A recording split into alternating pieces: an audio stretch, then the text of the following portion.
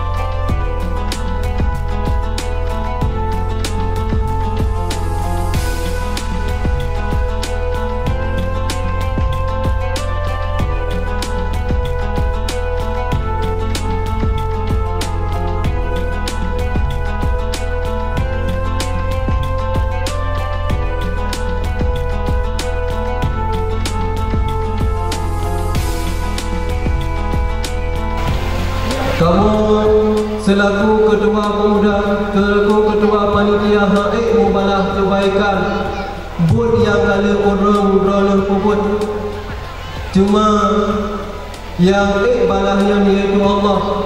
Kamu lagi ya Allah, semoga berbalah kebaikan orang-orang beroleh menduk.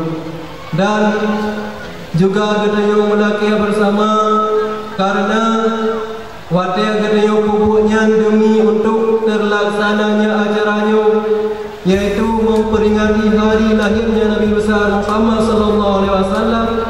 Tadi kita yang melaki ya Allah, ya Allah, dengan berkat orang lahir Nabi besar Muhammad sallallahu alaihi wasallam, bernabi ke kamu pemuda dan pemudi khususnya dan seluruh hadirin dan hadirat umumnya selalu dalam taufik dan hidayah Allah.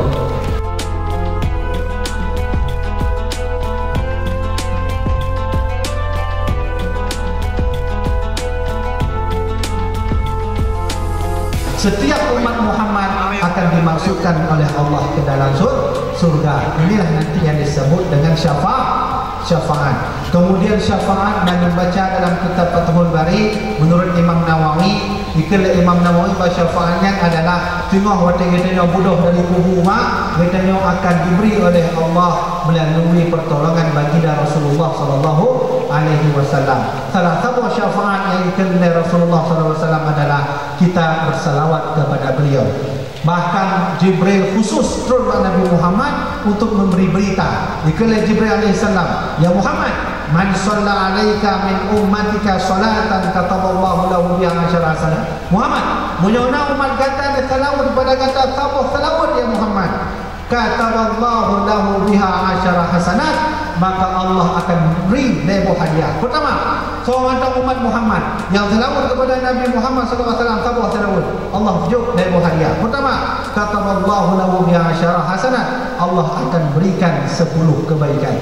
Yang kedua, wa muhad anhu asyara sayiat, Allah akan berikan, Allah akan hapuskan 10 keburukan. Yang ketiga, wa rufi'alahu asyara darajat, Allah akan naikkan 10 derajat. Maka sahabat bertanya kepada Nabi Muhammad, ya Rasulullah, gimana cara kamu selalu kepada Nabi Rasulullah? Kaifa nusalli alaika ya Rasulullah? Gimana cara kamu selalu berada Nabi Muhammad? Maka kata Rasulullah, qulu Allahumma salli ala Muhammad. Katakan olehmu, Allahumma salli ala Muhammad, Allah sallallahu alaihi Muhammad. Maka oleh karenanya bertanya yang benar menumpuk syafaat Nabi Muhammad telah kabuli adalah ia kata salawat kepada baginda Rasulullah.